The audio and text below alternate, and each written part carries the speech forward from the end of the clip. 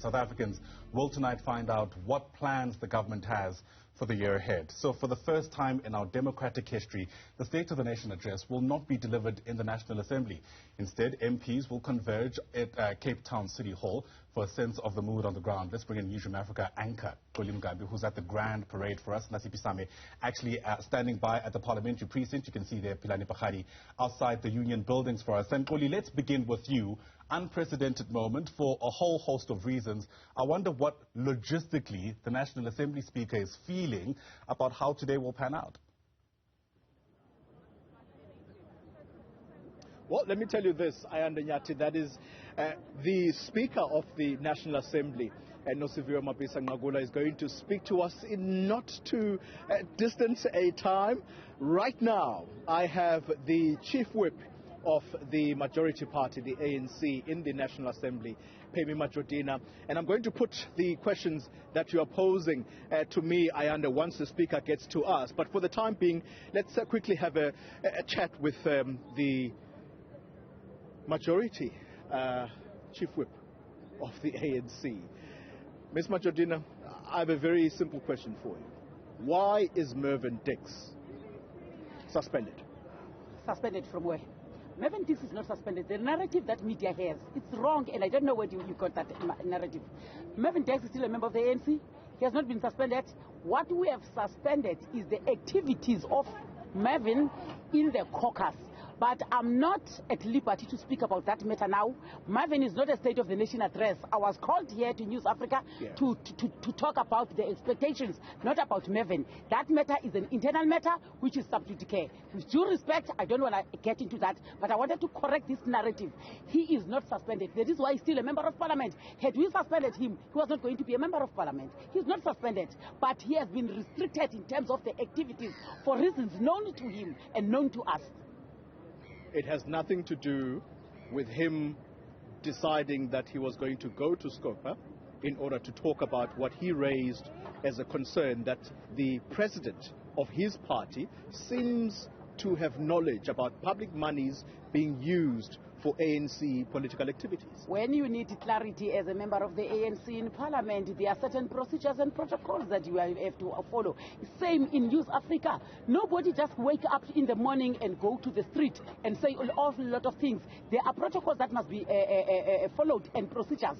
The only thing that he did not do is to follow the internal procedures. But you are not against what he has raised, but you are supposed to follow certain processes and procedures. And those are established protocols. Allow me not to get into details about Mervyn Dix. I'm here about the State of the Nation address. All right. If that's the only question, then release me, please. No, I'm not going to release you, because one of the key questions I will put to you has to do with whether or not the ANC subscribes to transparency and accountability. Of course we do. Of course we do.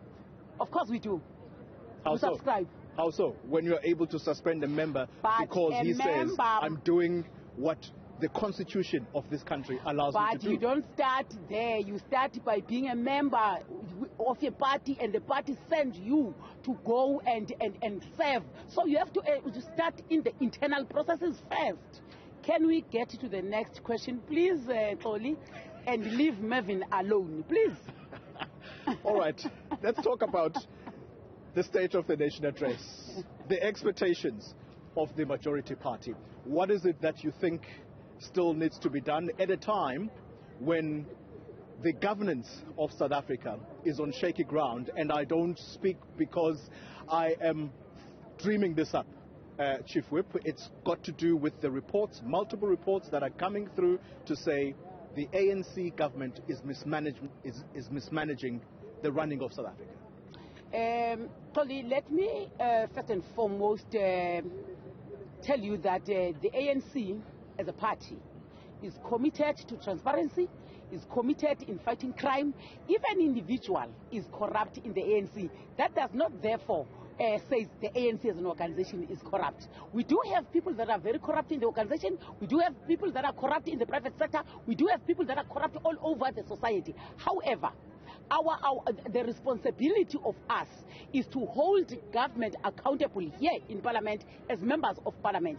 The president cannot issue an instruction to say go and arrest so and so, go and prosecute so and so. That is why we have law enforcement agencies.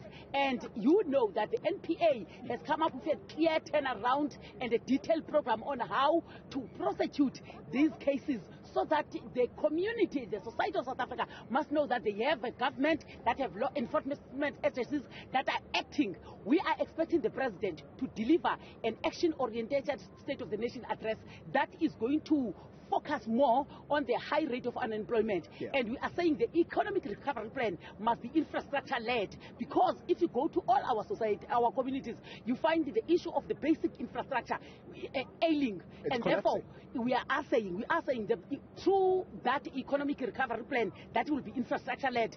There must be water redistribution, electrification, health centers, hospitals, bridges, especially in the rural areas, as well as road infrastructure. And if the focus will be on that, then we'll see many people getting jobs and working in the areas where they come from. And that is going to turn around this economy. Final question to you, Chief Whip of the ANC. The President, in his last State of the Nation address, he spoke about 4 issues, or 4 priorities, if you will, right at the beginning of his speech. And one of those was rooting out corruption. And it does seem to be something that he is married to, because it was his campaign ticket to South Africans. So, here's my question to you. If he is called before Scopa to say, come and explain your words that were leaked in that ANC meeting, are you, as the ANC caucus in Parliament, in favor of that? Are you going to support that your president at party level comes and accounts to this Parliament of the people about the misuse, possible misuse of public funds by the governing party? Any person, including the president for that matter, has an obligation to account. But now the problem is that you want to focus on a leaked audio that has not been verified, and you don't have the entire proceedings of that meeting. And I don't want to get into that, but let me respond to your question. If the president is called by anyone to come and account procedurally, then the president will go and account. No one cannot be approached to come and account. But the only thing, it was the processes towards that. But we are open to any person being called to account to Parliament. Parliament is supposed to play a robust oversight and hold executive accountable. But you don't depend on rumors out there, then you bring those things to Parliament. We have to, that information must be verified. All right. Very much, Adina. Thank you very much.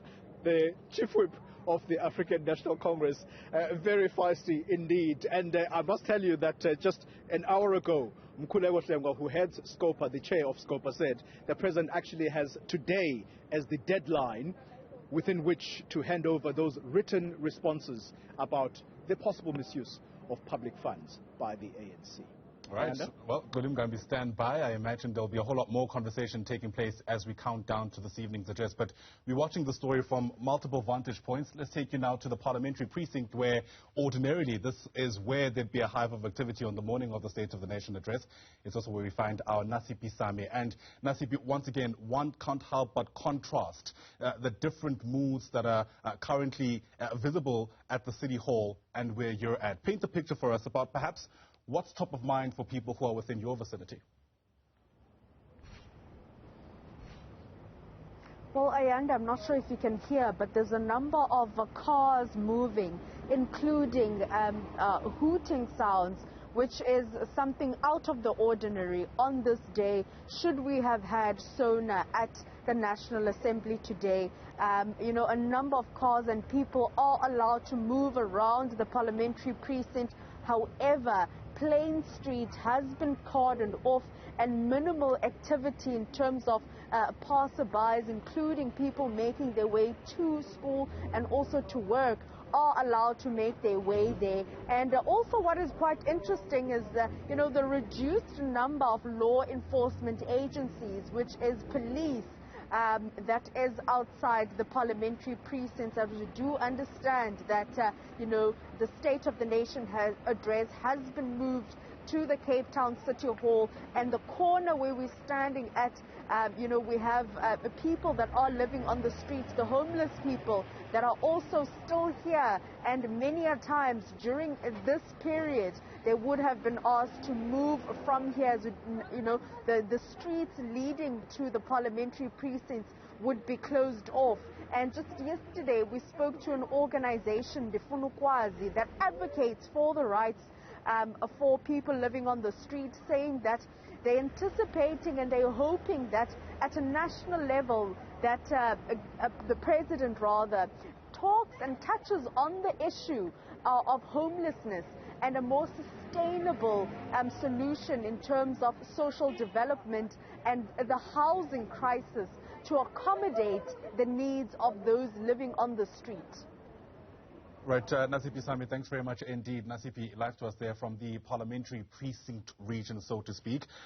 Pelane, Phakgadi, stand by. I want us to go back to Xoli Mngmabi if we can, because Xoli, I understand you now in the company of the National Assembly Speaker, Mngmabi, an important figure on a day like this, given just how many changes exist around today's State of the Nation address. Absolutely correct, Ayanda Nyati. Let's quickly get straight into that conversation with the Speaker of the National Assembly, Mngmabi, and she joins us live now. Speaker, a very good morning to you. And I'm told that any moment now, we're going to have the President coming through to inspect the National Assembly. What time can we expect that? Yes. Preparations, are you confident that everything is going to go smoothly? Totally very confident. The fact that we could reach this far, the fact that today we are having the State of the Nation in this building, and this building having been declared a parliamentary precinct, I'm very excited. I think for me what South Africans should look forward to now is the message of the President. Right from the beginning, when the fire broke out, Xoli, I reassured South Africans that the fire, in spite of the trauma which we all went through, we will not be distracted from what we had set ourselves to achieve.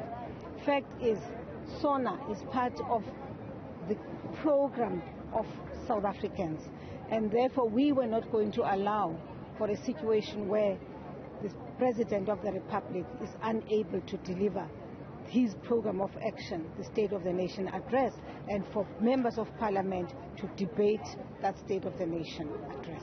Speaker, we can't get away from accounting to the people of South Africa. There was failure on the part of the National Assembly in terms of protecting this important institution, or the building at least. Can you accept that? I will not be defensive. Equally, I will not accept until such time I have conducted. We are securing the services of an independent investigator who will run investigation parallel to what the police will be doing. Police will be investigating the criminal elements. Remember, the criminal aspect of this whole thing. But that independent investigator must point out to us exactly where the failures were. It's important for us to know whether what happened to the PPS. I've been told where the PPS was, but I want to satisfy myself that this is really what happened. I know that the police were supposed to be on duty.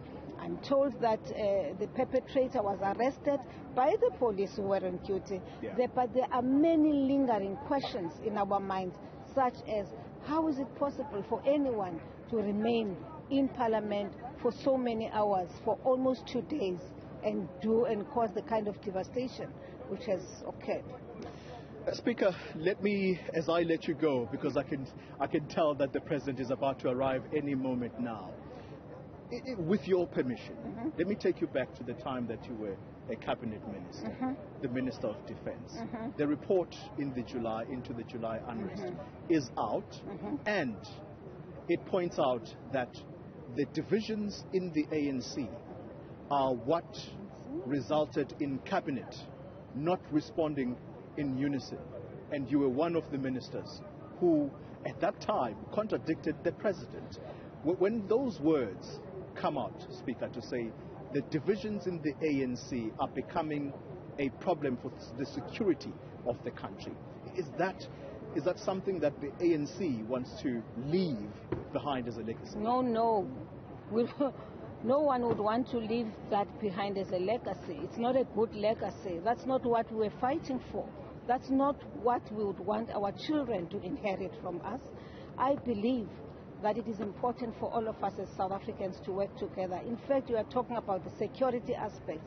I actually think the whole nation, all South Africans, African National Congress, of course, leading that society, because we are the leaders of society. We're not going to be able to lead society if a perception is created in that way that even the looting in July of 2021 and the failures thereof of the security cluster may have been as a result of the divisions in the ANC. Yeah. I have my views about that.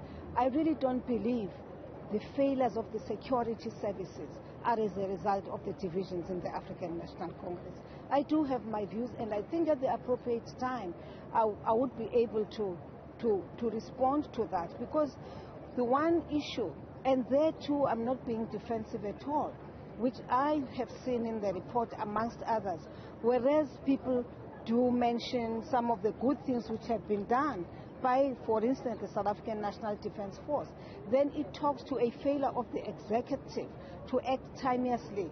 The Defence Force always and has always acted in support of the South African Police Service. The Defence Force, you can't just unleash the Defence Force on the people of South Africa before the police have indicated to the Ministry of Defence and to the President that, oh, we are now overwhelmed and we believe it is time for us, for the President, to deploy the military. Otherwise, you don't just go in and do exactly the opposite of what we were fighting for. Because one of the things we said in the past was never ever should South Africa go and walk the path which the apartheid regime did of willy-nilly and unleashing the SANDF on the South African people. Remember, we went in on the third day. It started on a Saturday. On the Sunday night, the President took a decision, and on the Monday we started rolling in. There may have been weaknesses there and there, but I believe that when the SANDF eventually moved in, everything went silent. Speaker, let's end this conversation, but perhaps one last shot, very briefly, if you can. The National Security Council was warned several times to say, let's meet. 2021 is likely to be a volatile year. It didn't happen. Why did it not happen?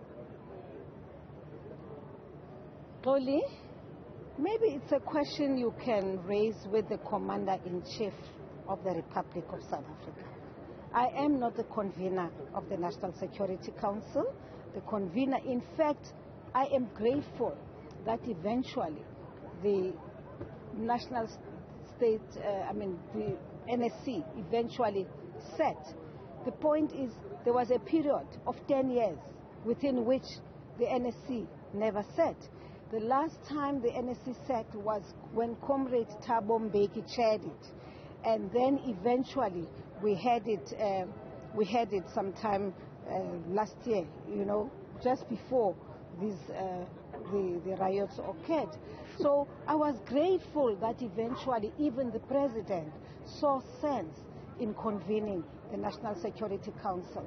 I think, so Speaker, as you've said everything was happening, right, at least now we were coming together as an NSC, something which had not been there, and some of us were deeply concerned about it. That is quite a revelation. The Speaker of the National Assembly, thank you very much for your time.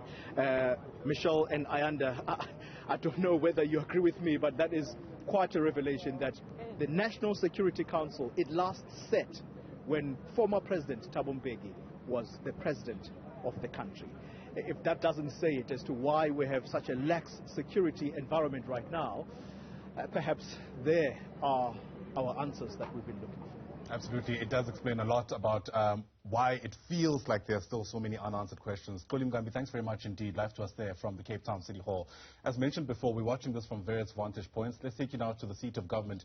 Pelane Phakgadi is live to us from the Union Buildings. Pelane, of course, President Cyril Ramaphosa centering last year's State of the Nation address around four main priorities. Those include fighting COVID-19, corruption, issues to do with the stagnant economy, sustainable, inclusive growth. Sad to see, almost a year later, just the lack of progress made to these ends.